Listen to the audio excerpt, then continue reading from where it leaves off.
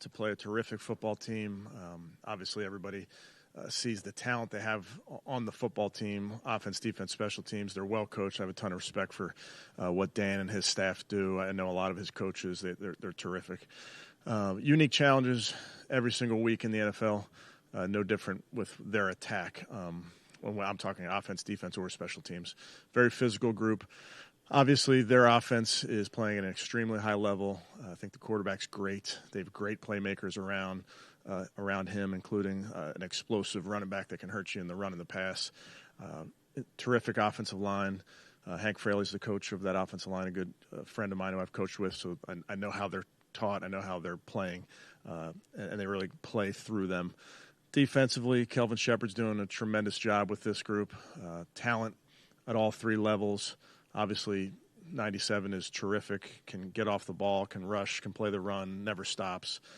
Big, physical linebackers, very good in the back end. I think Branch is as good as it gets in this game. 31 led the league in interceptions last year. So they can take the ball away. They can play a variety of different defenses, but they do a very, very good job. And then special teams, Dave Phipp does a very good job with that group as well. Sound, physical, good returners. Khalif Raymond, I believe, was a Pro Bowler last season. He can punt return, kick return, multiple guys that they can put back there. So a very, very good group, as we all see on tape and watching these guys. So great challenge for our football team. We'll need to have a great work week and then get on the bus Saturday to Detroit. With that, I'll take any questions. I was just going to say, in watching some of that film from the game from the other night, they do so many sort of tricky things with motions and all the different things that they're doing, lots of trick plays. How much on point is your defense going to have to be for all that stuff? Yeah, it's interesting, Mary Kay. Every week it presents a different challenge. I mean, this is a challenge because of the scheme is really good and the players are really good. They're well coached. I think Coach Morton does a great job with that group. Like you mentioned, shift, motion, different playmakers that they can get the ball to, whether in the run game, between the tackles, outside the tackles, screens, play actions, and trick plays. So you have to be ready for it all. They obviously lost both coordinators from last year, but it sounds like philosophically, pretty much the same, just maybe some minor tweaks in how they're performing. I think every year these units are evolving. So while the DNA is certainly the same, there's definitely been different things that they've leaned into offensively, different things that they've leaned into defensively. But the core of what they do is very similar. Conklin's not on the pre-practice report. Will he be full go today? Do you know? We'll see. Really day to day. What Campbell does on fourth downs, how much does that kind of change maybe game planning and stuff, because it seems like he'll go for it on any situation? We talk about the other teams we're playing and what they do, what their philosophy is fourth down wise. So we're aware of that, and we really have to be prepared, obviously defensively, knowing that you may get a third down stop, but you're going to have to do it again on fourth down potentially. Gibbs and Montgomery, and especially what they were able to do against the Ravens. I mean, just how do you feel about the run defense going into this matchup and the fact that you guys did what you were able to do the last 2 weeks against Henry and Jacobs? Well, every week is a new challenge, and it's a different challenge, and it really doesn't matter what you've done prior. So this is a great challenge, again, because it's a really good scheme. They've got good blockers up front and on the perimeter. Their wide receivers are always freeing up guys with extra blocks down the field, which is really impressive. But then you add those players, you add Gibbs and Montgomery to it. They're extremely talented.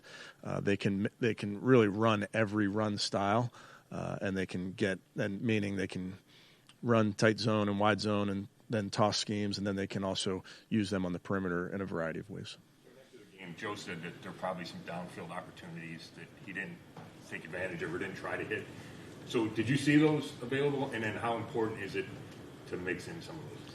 Well, obviously, offensively, you need to find ways to be explosive via run or pass, and when there are opportunities in the pass game, we're going to take our shots.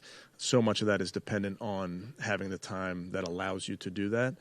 So this game is no different than any other game in that you're going to try to game plan or scheme up some opportunities to take those shots, quote unquote, but it's really dependent on what the defense is doing.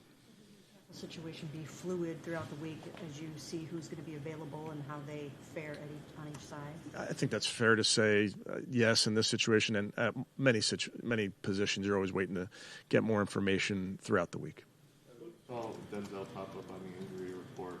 When did he suffer that shoulder and toe injury, and do you expect that to be hindering him playing? Yeah, again, take him day by day, but it's always something that we're going to do with our guys, just make sure they're feeling good before we put them out there.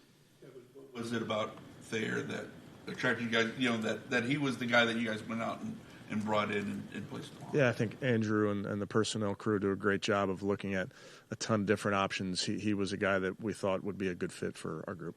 How much being with Vrabel, during training camp, everything, did that connection play any role? I wouldn't say so. No, I think we have so much homework on these guys from their playing days, and obviously him being right down the road, studied him a good bit. He has a lot of experience playing in this league, so he's a guy that we feel like can add to this group and see how it shakes out. In terms of his play-faking ability, where would you rank Jared Goff? Well, yeah, they do a very good job, Tony. They're, I believe, the number one team under center in the NFL, so he does a lot of his play fakes from under center. He's always done a really good job at it. It's something that they certainly take advantage of in Detroit. I think you said he was a great quarterback. What do you like most about him? I mean, he was the number one overall pick for a reason. He's really, really talented. He can make every throw. You can see off of the tape how intelligent he is. They put a lot on his plate in terms of pre-snap decisions and checks and those type of things. But extremely talented thrower, more athletic than you probably think. He can really move, so he's outstanding. Friday you said Mike Hall was still progressing, but it's been, I think, a week now since he practiced. So was there something else going on there, a setback? I wouldn't say setback. I'd say he's continuing to progress. He's working very hard. We're kind of sticking to the plan. You're facing a coach like Dan Campbell, who's notorious for going for it on fourth down. How does that kind of play into your coaching on third down and defense? Well, like I said, we talk about these type of things going into the game because it is important to know, particularly for our defense, to know when it is four-down territory and when it may be four-down territory, and that may adjust their call on third down. It may adjust your call on third down. But as a team, you really have to play through all four downs and not just assume anything. Okay, thanks, guys.